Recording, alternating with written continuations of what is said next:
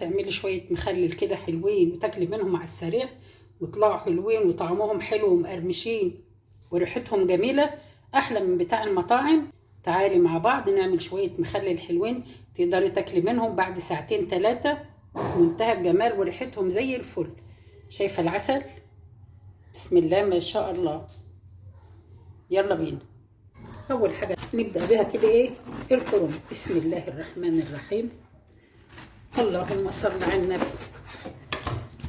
بالشكل ده كده كرنبايه صغيره كده ايه، قطعتها 4/4.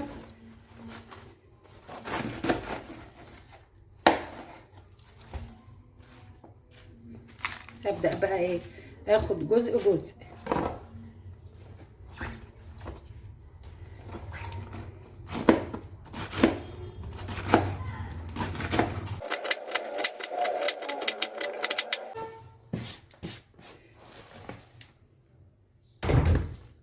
بعد كده احط عليه بقى ايه شويه ملح حلوين من غير ميه ولا اي حاجه. هقلب الملح كويس فيه كده وهركنه بقى ايه واسيبه على جنب ونعمل حاجه تانية.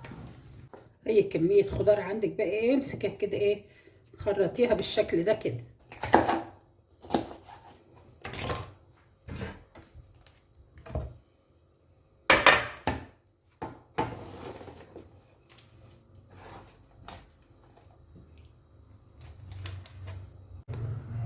قطعت كده كمان كميه اللفت. هبدأ بقى في الجزر. اكمل انا بقى الجزر كله اهو بالشكل ده كده. عندي راس توم كده مقشرها، امسكهم مقطعهم بقى كده اهو.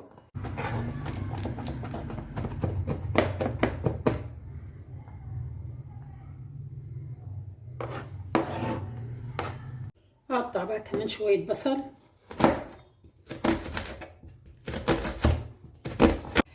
عندي بقى شويه شبت على بقدونس على كزبره كده خضره. تمام، هما كلهم حوالي رابطه معايا بالشكل ده اهوت. بسم الله. خرطهم ناعم كويس اهو بالشكل ده. بعد كده اجيب البدنجانه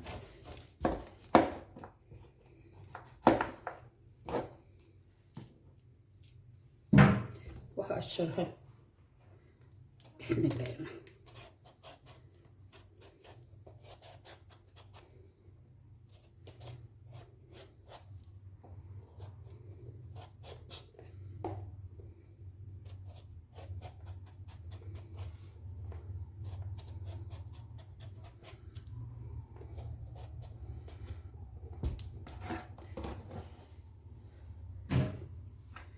هبدأ بقى كده ايه اقطعها. بسم الله.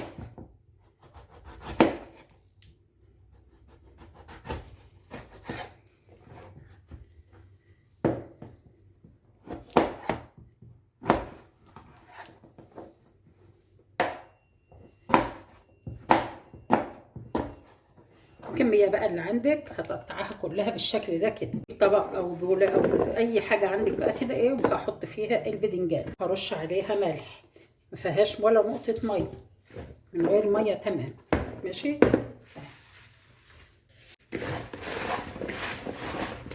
هقلبها بالملح بقى كده وهركنها ايه في جنب. سبت الكرنب والبدنجانة بقى منقوعين بالملح كده لمدة ساعة. شايف الكرنب عمل ازاي؟ تمام اهو. الكرنب هاخده بحاله زي ما انت شايفاه كده اهو، في طبق كبير بقى كده ولا حله كبيره عشان الم فيها كل حاجه. البدنجانه بقى شوفي نزلت ميتها ازاي اهي. هصفيها تماما اهي. همسكها اصفيها واعصرها خالص، ما اخليش فيها ميه. تمام اهي.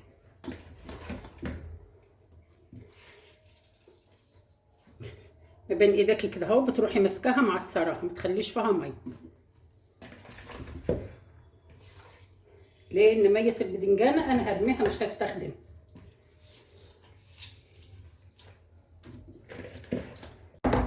بجيب بقى الخضار اللي انا قطعته كله، الجزر واللفت والفلفل والخيار. كل الكلام ده اهو بنزل بيه.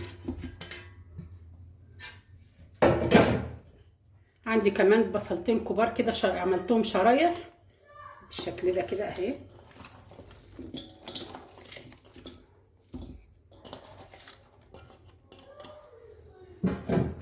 وعندي كمان شويه طماطم برضو مسكتهم قطعتهم شرايح كده اهي.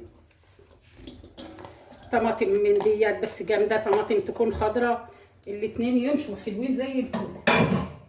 هنزل بقى بالخضره بتاعتي اللي انا قطعتها.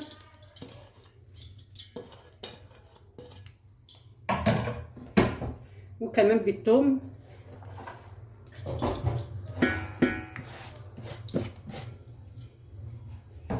جمع كل حاجه هنا تمام. عندي بقى واحده من البنجر هقشرها بالشكل ده كده، شيل القشره اللي بره. قشرتها كده وعملتها ايه شرايح بالشكل ده كده زي ما انت شايف. انزل بيها تدي طعم حلو ولون حلو قوي للخضار بتاعي تمام. عندي بقى 4 ليمونات كده كبار هعصرهم، والقشره بتاعتها برضو مش هرميها، هحطها في وسط الخضار تمام. عندي بقى شويه ورق نعناع، لو عندك نعناع اخضر فريش حلو قوي زي الفل.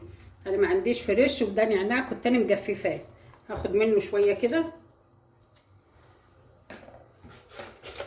برضو كام ورقه كده من اللوري، ورق غار بالشكل ده كده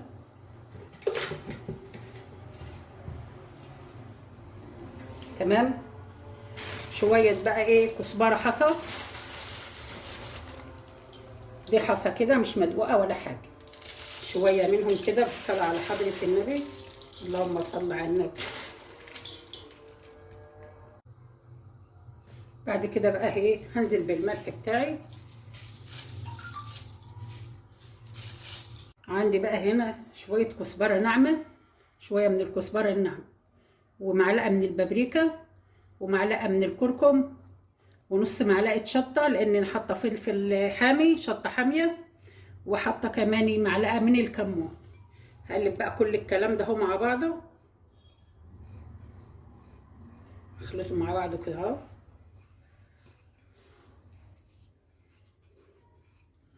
وبعد كده هفرده على الخضار بتاعي تمام. عندي بقى هنا كوبايتين من الميه، ميه مغليه وسبتها تبرد. ميه كنت غلياها وسبتها لحد ما بردت تمام اهي. ادي كوبايه، ودي كمان كوبايه. الكوبايه التالتة بقى هاخد نصها، وهاخد نصها خل، حط نصها خل.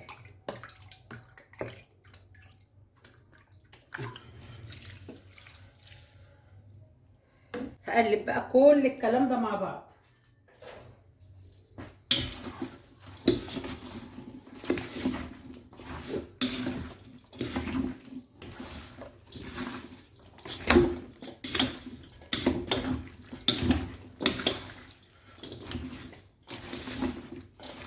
انا سبتها بصراحه بالليل وغطيت عليها كده وسبتها، وقمت الصبح اهوت جهزت البرطمانات بتاعتي ويلا ايه نعبي.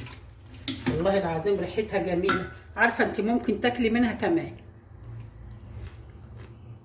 حلوه قوي،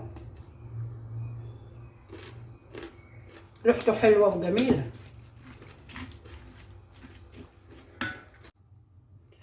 بالنسبه للبرطمانات بقى اللي هتعبي فيها، يا ريت تكون برطمانات ازاز بالشكل ده كده. عارفه البرطمانات الازاز دي ما تنعمش معاكي المخلل ابدا، تخلي المخلل بتاعك محتفظ بالقرمشه بتاعته وجميل جدا. البرطمانات التانية اللي هي الشفافه او البلاستيك بتسوي الحاجه، لكن ده في منتهى الجمال. هبدا بقى كده ايه اعبي فيه بسم الله.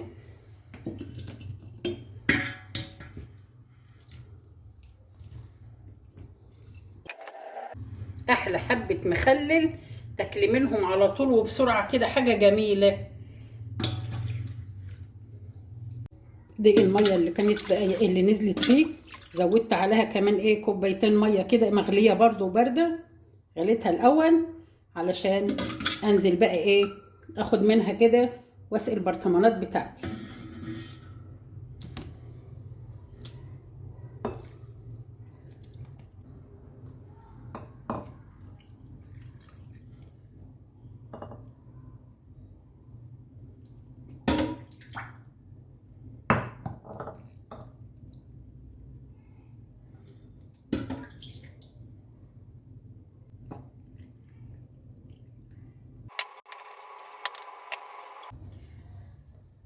غطي بقى البرطمانات بتاعتك كده ايه واحكم الغطا بتاعها اهي.